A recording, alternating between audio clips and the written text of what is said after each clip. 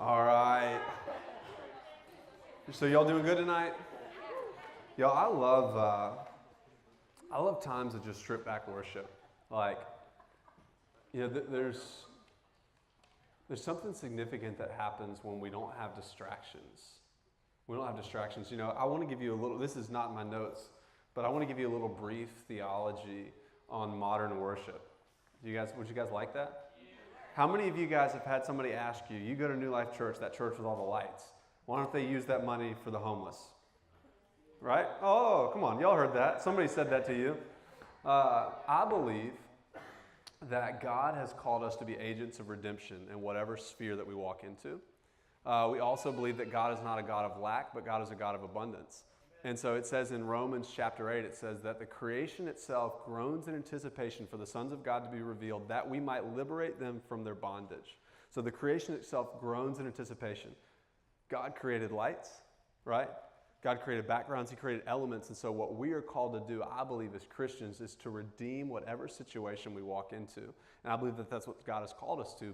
However, for me, I cherish times, y'all, when there's just a guy up here with acoustic guitar. And Aaron, thank you for leading worship with us. He's a part of our worship team and great guy, becoming a good friend of mine. I don't get him yet, but I'm figuring him out. Every time I talk to him, he's like, bro, I feel like you have the wrong perception of me. I don't know, maybe. But yeah, y'all, I love that. I love that song. We did a throwback, just that better is one day in your courts, better is one day in your house. And, I know for me, every time I go on vacation, I'm ready to get away. But then every time I go on vacation, about 3 days in, I'm ready to get back because I miss the church. And it's not because this is where I work. That doesn't affect anything for me in that. It's because I found life in the church. I think you guys have probably experienced that as well. When you get away for too long, like something just gets messed with you inside of your spirit. And the reason for that is that God has called us to local communities for a reason. He's called us to local communities so that we can hear the gospel and be reminded of who Jesus is for us and what Jesus has done for us. But also it's a time for us to gather and lift up praise and worship to God. And something significant happens when we gather as a united people who believe that Jesus is the true king of this world, that Jesus came, He walked on this earth, He lived this life, He breathed our air. And we come together united and saying, Jesus, we recognize that You are the true king. There's something that happens and there's this exchange where we're bringing praise up to God and He's breathing, I believe, favor and pleasure back out on us. Whenever you get into times of worship, the devil will try to remind you of everything you've done wrong. Has anybody ever felt that before? You get into worship and the devil's just telling you, oh, you did this week. Oh, you can't get in God's presence. Or man, you can't get into my presence until you do X, Y, and Z. God is inviting us graciously into His presence. And I want to tell you guys, if you're downtrodden, if you're discouraged, I want to encourage you that God has a plan for your life, and that's why you're sitting in this room. That God has a plan to bring you in, to graft you into His plan to redeem the world around us. And that is in our workplaces. That's in the restaurants that we go into, the coffee shops that we visit, the bars that we go to, not as frequently as we used to, right? But to bring that redemption into whatever space that we go into. God has called us to be carriers of faith, hope, and love. In 1 Corinthians chapter 13? I should know that, right? That's the wedding verse. 1 Corinthians chapter 13, it talks about how love is the one thing that every gifting that God has given us should bring us back to. So what that means is, this hit me. This was revelation for me about 2 weeks ago. I was doing a study on Corinthians, and it hit me that if everything I'm doing, every gift that God has given me, if it's not bringing about love, I'm not doing it right. So if my gift is bringing condemnation, I'm not doing it right.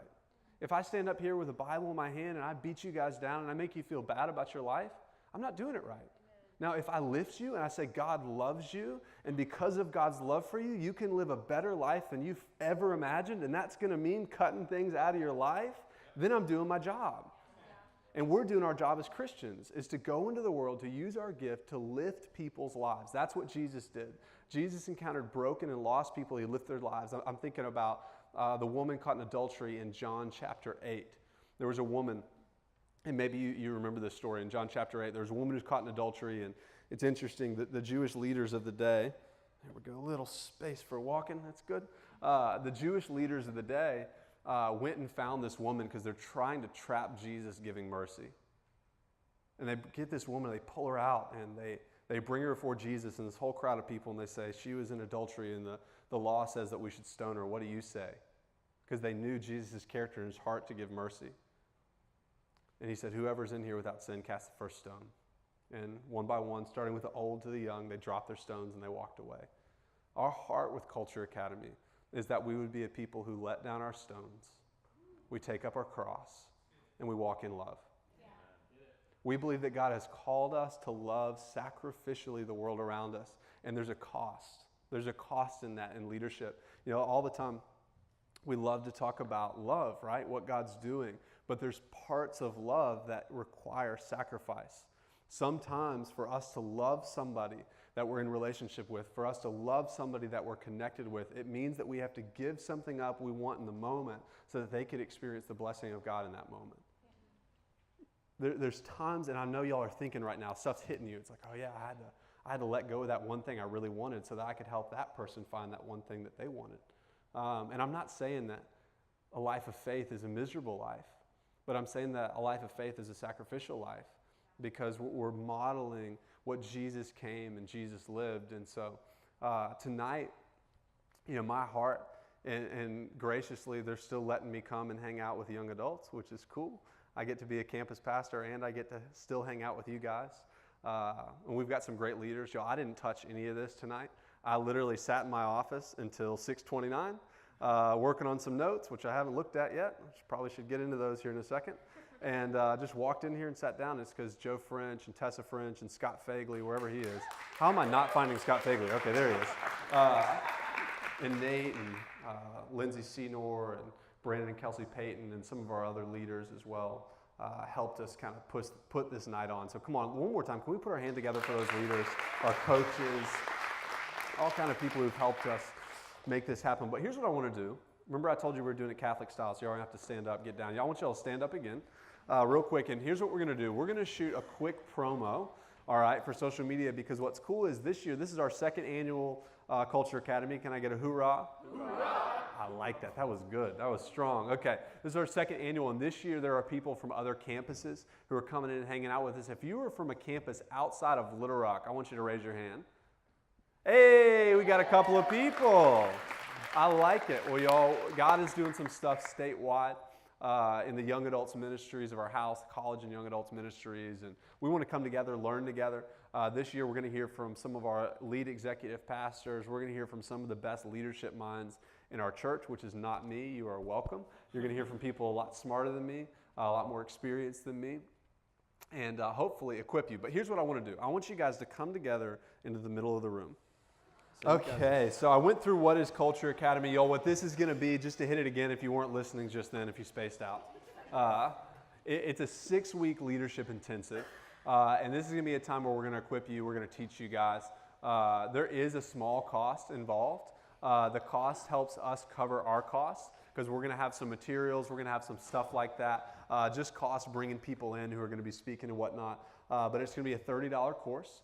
$30 might sound like a lot right now, but if you times that or divide that by Starbucks coffees, that is not that much money.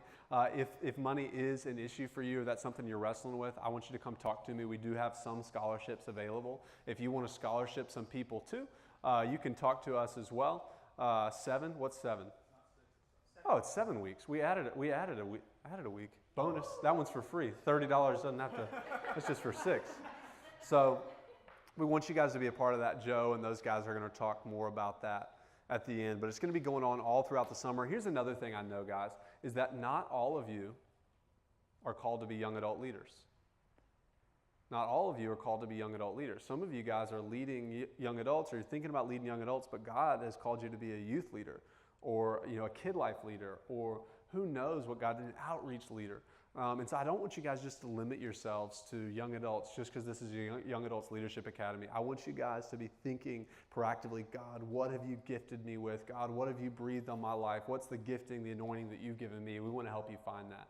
And so when we started Young Adults 4 years ago, we said that we want this ministry to be a ministry that doesn't exist for itself, but exists to bless the city around us and the local church that we abide in. And so our heart is that you guys would find your place in this church, that you'd find your place in this city, and that you would thrive. So are you guys ready for about a 20-minute teaching?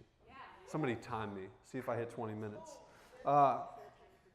Something that I'm learning in life is that if I want God's strength, I've got to embrace God's standard. If I want God's strength, I've got to embrace God's standard. You know, the Word of God is a value for us. We believe that we're supposed to read the Word of God and that we're then supposed to look and see what that looks like inside of our lives. You know, the Bible is the one book on planet Earth. When you read it, it what? It reads you back. That's right. When you read the Bible, it reads you back. And so that's a value for us.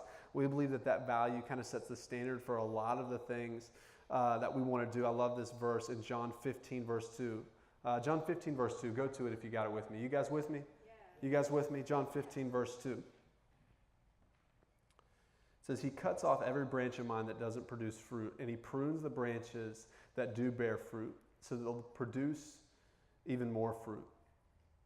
So that they'll produce any more fruit. I got a story for you. Some of you guys have heard this story. Some of you guys haven't. In the south of Spain, there's a mountain called the Rock of Gibraltar.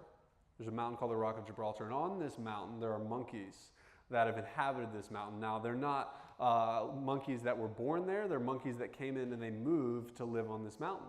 And I heard a guy telling a story. He said, I was driving up the mountain. And the tour guide turned and he said, do you see those monkeys? He's like, yeah. He's like, do you notice anything peculiar about them? He said, yeah, they don't have any tails. He goes, that's right. He said, originally, these monkeys, when they were born, they had tails, but they migrated here from Africa from a much warmer climate to this much colder climate. And as they ascended the mountain, it got colder and it got colder and it got colder. And because they were not acclimated to the cold, their bodies had to change. And so as they went up, they got so cold over time that their tails froze off. Their tails froze off. So they're climbing up the mountain. They're trying to take this land, and their tails freeze off. Y'all, some of you guys, as you're trying to take land in your life, you're going to have to let go of something that was previously extremely valuable for you so that you can lay hold of the thing that God has for you in this season. And so there are things that you look at and you say, this is essential for my life. If I don't have this in my life is not going to work. And I'm telling you, God is pruning things off of you guys. He's cutting things back in your life so that you can take hold of the things that He has for you in this season. And that's going to require sacrifice. It's going to get cold, it's going to hurt, and things are going to fall off. But I want to tell you guys to hold on, to keep climbing the mountain, to keep climbing the place that God has told you, hey, I've got land for you. I've got ground for you to take in your life. I've got ground for you to take in this city. And I want you guys to keep going up the mountain. So I want you guys to turn to your neighbor and say, you can have my tail, I'll take the mountain. Come on, say it. You can have my tail, I'll take the mountain. Okay, that's point number one. That's point number one. So my first point is this. It's that if we want God's strength, we've got to embrace God's standard. Number two is this. It's we've got to love wisdom enough to sacrifice what we want right now for what God has for us tomorrow. We've got to love wisdom enough to sacrifice what we want right now for what God might have for us tomorrow. You know, I've been thinking about this today, and there's a story. It's in Genesis, and there's a story about a guy named Esau. And Esau was actually the person, the older brother who was supposed to be having the birthright. And the firstborn basically got everything in ancient culture. Do y'all like that? They didn't divide it up three ways. The firstborn basically got everything, and he got the lion's share. And Esau had gone out to hunt, and he was exhausted, and he had a brother named Jacob. Y'all heard of Jacob? Jacob, the name Jacob actually means deceiver, trickster. And his brother was coming in from a hunt, and he's so hungry, like starving. So what does cunning Jacob do? He cooks what my wife told me earlier was a lentil stew. It was a bowl of porridge. The Bible calls it that. Some translations say a lentil stew. And he said, hey, I've got this stew for you. And Esau says, I'm going to die if I don't have that stew. And he says, that's fine. Just trade me your birthright for this bowl of stew. And we'll call it evens, right? So evesies, that's not a thing. I was trying to say splitsies, halvesies, but it didn't work. We'll be even, right? Bowl of lentil stew, massive fortune. Bowl of lentil stew, massive fortune. And Esau, as the story goes, he took the lentil stew, and Jacob, who later was known as Israel, God changed his name from being a trickster to one who is a blessed one. He traded the stew for his birthright, and Israel, as we know the story, went on to be God's people and a great nation and all of those things. And so my point in this story is this. Some of you guys are like, okay, trick people, get the blessing, God's favor comes. It's not the moral of the story. The moral of the story is this, guys. The moral of the story is this, is sometimes we have things in our life that are as trivial as a bowl of porridge we'll have one night that are robbing us of the blessing that God has for us. As young adults, y'all, we have things that are one-night things, momentary things, momentary pleasures that we're trading for the blessing and the favor that God has for us. Now, does this mean that when we mess up, God all of a sudden says, okay, I'm going to punish you? No, it just means that sometimes God can't bless your endeavors when you're doing things because it's doing something to the inside of you. I heard Pastor Rick recently talking to a group of leaders, and he said this, and I'll never forget what he said. He said, I don't watch inappropriate movies because I'm religious. I don't watch inappropriate movies because I want to foster the life that God has put inside of me. I want to foster the life that God has put inside of me. I want my spirit to flourish. And so I just don't let things in that might keep my spirit from flourishing. He said, I don't listen to raunchy music, not because I'm religious and don't like the beats, but because I don't want it to affect my spirit. I don't want to let my spirit keep from flourishing. Y'all, some of us in here, like, we just think, oh, I want to watch this movie that just came out. I'm going to go ahead and piratebay.se because it keeps getting shut down. I know about that. And I'm just going to watch this movie and it's no big deal. But we're stealing, right? We're stealing without even thinking about it. And I'm not trying to put condemnation on you. I'm trying to get you to think about the small things in our life. Little white lies. We show up to work late and we're like, oh, you wouldn't believe the traffic. But you scooted right on in, right? You were just late. And so you told people the traffic. Y'all, small things like that will undermine your integrity and it'll undermine your influence with the world around you. If you want to be a strong leader, there's places where you've got to have a high moral standard so that you can have a high amount of influence in the place that you live. Y'all, employers notice how employees talk about other employees. If you're gossiping and you think that that's going to get you ahead, it might for a little bit. But I'm telling you guys, employers are looking for high integrity people who speak life into people, even if they don't know themselves that that's what they're looking for. Everybody likes the person in the office who's lifting other people up without worrying about being insecure, right? I'm telling you guys, if people are willing to gossip about you, or excuse me, if people are willing to gossip to you about other people, they're going to gossip to other people about you. And the same thing is true for you. If you're willing to talk to somebody else about this other person and they're receiving that, y'all, they're probably going to do the same thing. And so my point is, y'all, this is porridge. This is porridge that we're trading for riches. And this isn't a religious mindset. I don't want you guys to get caught in this rule-based relation. This has nothing to do with, does God love me? Does God accept me? Does God have a plan for me? This has everything to do with God created us as human beings to thrive and to flourish under certain circumstances. And if we hold on to those things, if we embrace God's standards, we get God's strength, right? So if we get God's standard of speaking life into people, to believing for people, to doing all of those different things, God is going to lift our lives. God is going to continue to promote us, and He's going to move us into places of influence. God has called you to influence the place that you're in. You may be working at a car dealership and you're in the detail department, washing cars, and you're saying, man, God hasn't called me to influence. I'm a detail guy. I'm telling you, you start there. Be faithful with what God's called you to do. And who knows the soul that you might impact, that other person who's working there with you. But who knows how God might promote you within that system. Not just so that you would be rich. I believe that God brings us financial blessings so that we can be a blessing to the world around us. And this is something that I struggle with.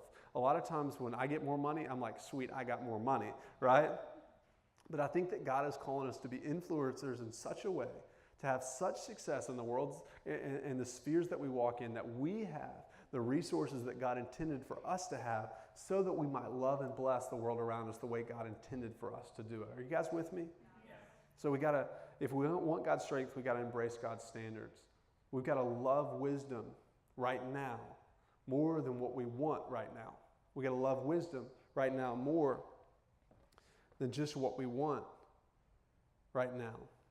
And then I want to end with a question.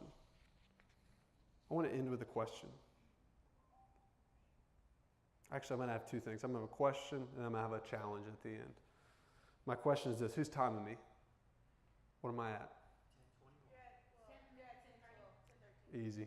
I got this. 20 minutes. Here we go. My question is this: who do you have in your life who speaks wisdom in your circumstances? Who do you have in your life who speaks wisdom in your circumstances? And right now, I want you to write down 4 people, everybody. I want you to write down 4 people who can speak wisdom in your life. And I'm going to give you a litmus test for those people. So everybody, real quick, write down 4 people. If you don't have 4 people, write down your mama and your auntie.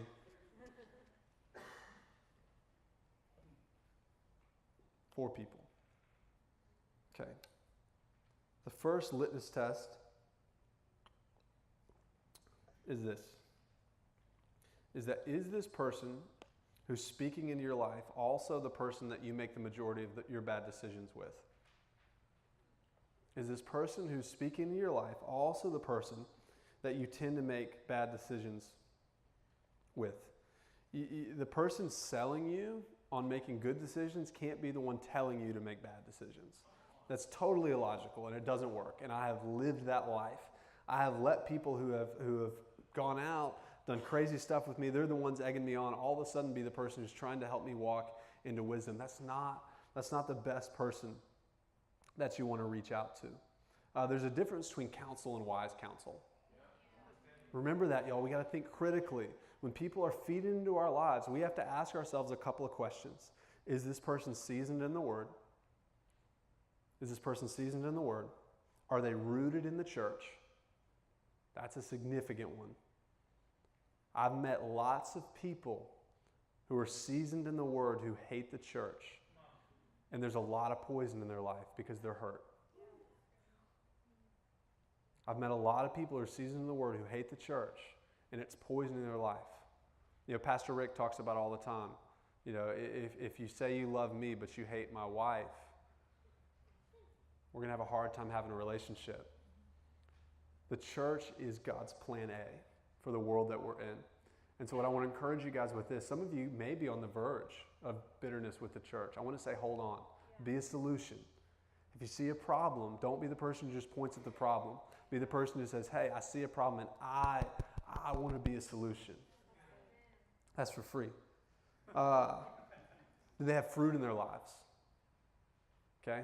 So, are they seasoned in the Word? Are they rooted in the church? And is there fruit, visible fruit in their life? You're looking at their walk and saying, man, they've had an effect on this person. They've had an effect on this person. This person's life is better. I'm seeing these areas of the church grow and thrive because this person's there. That's a person that you want to target. Ask for advice. Y'all, who helps you make decisions? Who helps you make decisions?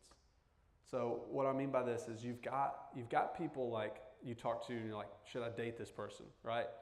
We all got that person that we talk to. And then we got these people who are like, I hate my job. You know, should I leave my job? We got those people. But what about how you spend your money, people? Who can speak into how you spend your money? Do you have somebody who you're willing to open up your checking account and saying, hey, this is what I'm spending money on. What do you think? That's a good one. Whether or not you're really willing, are you really, I want wisdom, but I really want somebody to speak into my life? Where your treasure is, your heart will be also. And I'm telling you guys, this is a tough one. This is leadership talk, so I'm not holding back. Let people get into your life. Let them look at your finances and say, hey, am I on a trajectory over the next 5 to 10 years to be in a secure financial place so that money, the need for money doesn't drive my life. Where the need for money, so when you're purchasing a car, are you calling and telling people that you're purchasing a car? Or are you calling and asking somebody what do they think about you purchasing a car? There's a difference between calling and saying, hey, I'm telling you this, and calling somebody and saying, hey, I'm asking you this. So I'm telling you those finances. That's a big one. You know, the word says that a wise person has a multitude of counselors. You got to have lots of different types of counselors. So you got to have a work-life counselor. Like, hey, I'm in a career path. What do you think about that? You got to have like what I call like a Yoda type counselor, right? Your Yoda type counselor is the person who's like, I see a spirit wound in you. And you're like, I don't understand that, but okay, keep going. I'm uncomfortable, but I like it, you know. And then you just got to have somebody who knows how to teach the word. Somebody who's real seasoned, you know, when it comes to dissecting the word and helping you understand the word. Yo, right now, some of you guys are like, yo, I don't have one counselor, okay? Yo, I don't have one person other than like my sister who's speaking into my life. That's okay. That's okay. I'm just giving you a list of things. Yo, we got plenty of time, right? We got a whole life to live. And so I'm telling you, find somebody who can speak into your work and your career. Find somebody who's going to help you understand the word. Help you find somebody who's going to be kind of like a Yoda type person, but then also have a relationships person, right? Somebody who's really wise when it comes to relationships. You look at their relationships and you think, dang, like I want that marriage. Dang, I want my kids to look like their kids. Go to that person. I'm telling you. That'll be a game changer for you. How many, this is not a judgment or a test. How many of you guys were at YA night? Couple, okay. A lot of us were there, okay. When we had YA night, what did I talk about? I talked about, and this is the test. How many of you guys were taking notes? What was point 3? Because I'm spending your life. Come on, keep going. This guy's about to shout me down. Oh, okay, he's got to go to the bathroom. Okay, sorry. I'm messing with you, sorry. He doesn't even know. It's good. Okay. If you know that guy, tell him I love him. Okay, here's my point. I remember it now. Some of us have made lifelong self-destructive decisions, and we found ourselves in a place where we're sitting in a mess, and we're saying, why am I in this mess? Look at me. If you're sitting there, you don't know how to get out of the mess that you're in. Quit making decisions by yourself and find somebody and let them help you make decisions. Because in 5 years, you're going to look at your life and say, dang it, I'm in the exact same place I was 5 years ago. I promise you, if you were in a mess and you have self-destructive tendencies, it's because you cannot make decisions for yourself. And I'm telling you, you know what weakness is? Weakness is to continue to make those decisions by yourself. Strength is to find somebody who's wise and say, I'm broken in this area. Can you help me? Strength is not doing things on your own. Strength is saying, hey, I'm weak. Y'all, the system that Christ gave to us is totally upside down. The world says if you're strong, you make all your decisions by yourself. You don't need nobody. I don't need no man, right? That's what the world tells us. I don't need no woman. It's not just the guy, not just the girls. But Jesus said the weak are strong. He said, blessed are the meek. He said, blessed are the humble. Blessed are those who know they're truly poor. I can work with that. I can do something with that. And y'all, if you're in a place where you've made self-destructive financial decisions, self-destructive relational decisions, self-destructive work decisions, quit making decisions. Yeah. Right? You can't make decisions. You know why I'm telling you this?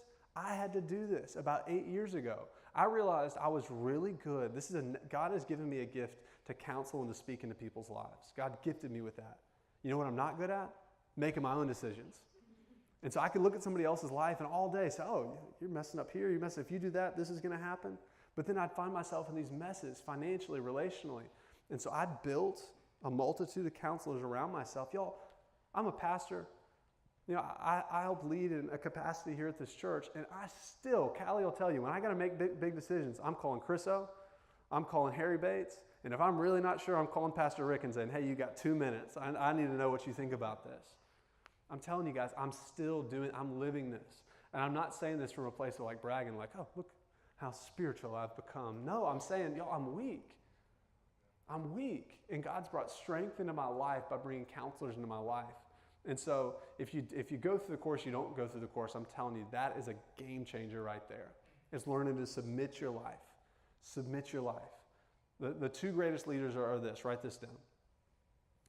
The greatest leaders have these two characteristics. They're faithful. It means they just keep showing up.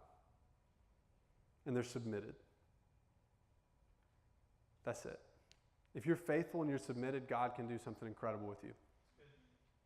I didn't say if you're talented. I didn't say if you're the best singer in the world. I didn't say if you're the most intellectual person in the room. You may be the dumbest person in here, but you're the most faithful and most submitted in here. And I'm telling you, God is going to exceed the potential in your life.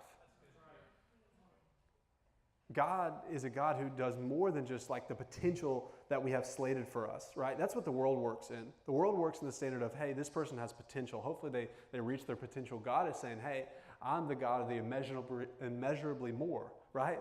And so if we're just hitting our potential, then God's not doing anything in our life. But if we're exceeding our potential, then God is at work in our lives, and God is doing incredible things. And my heart for you as one of your pastors is that you wouldn't just hit potential, but you would exceed potential. You'd go straight through that ceiling so people would have to look at your life and say, God is at work in that person's life. God's doing incredible things in that person's life. That's what I want for you guys. And my last thing, and I'm going to close it down with this, and I think somebody's going to come up here and give us some details, right? I'm going to close it down with this. I want you guys to value progress over perfection. I want you guys to value progress over perfection. And I'm not talking about just like excellence. You know, we believe excellence honors God and bingo. Excellence honors God and inspires people. That's what I'm talking about. What I'm talking about is in your life, as you're walking as a leader, you're going to make mistakes. You're going to make mistakes. Paul says in Philippians, go to Philippians 3, verse 12.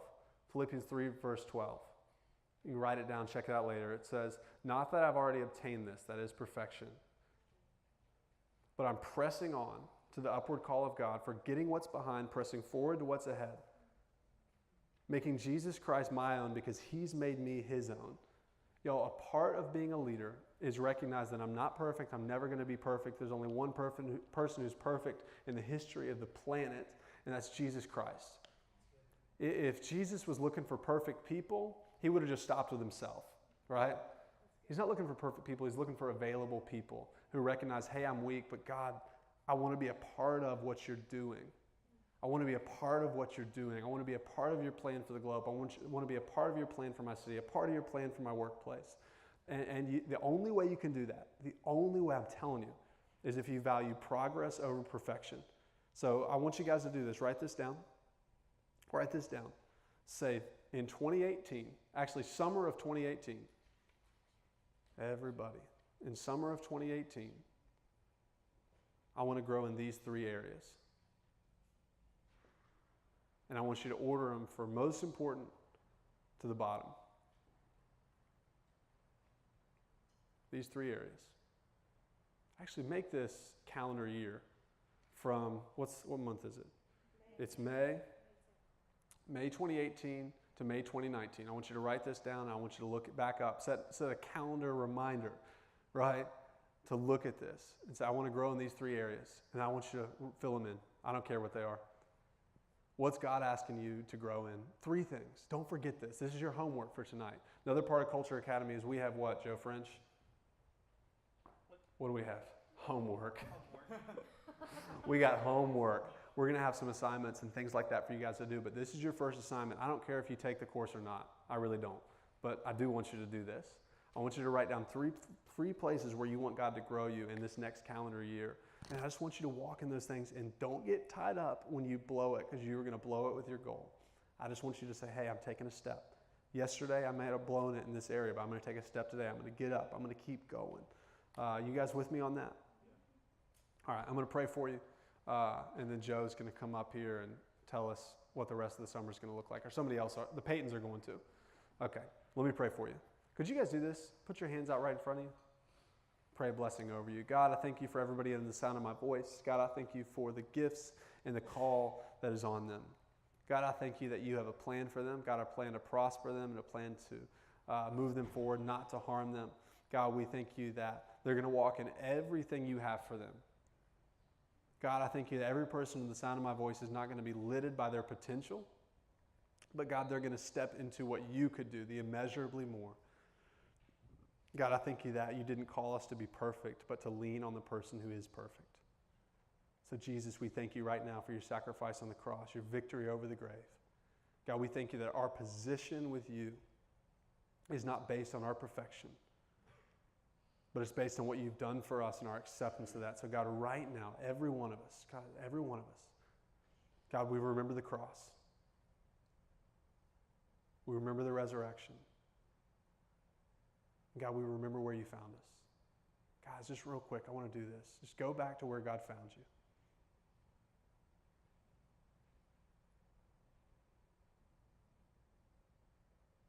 The season that you were in life. The hopelessness that you felt. Just how lost, addicted, broken.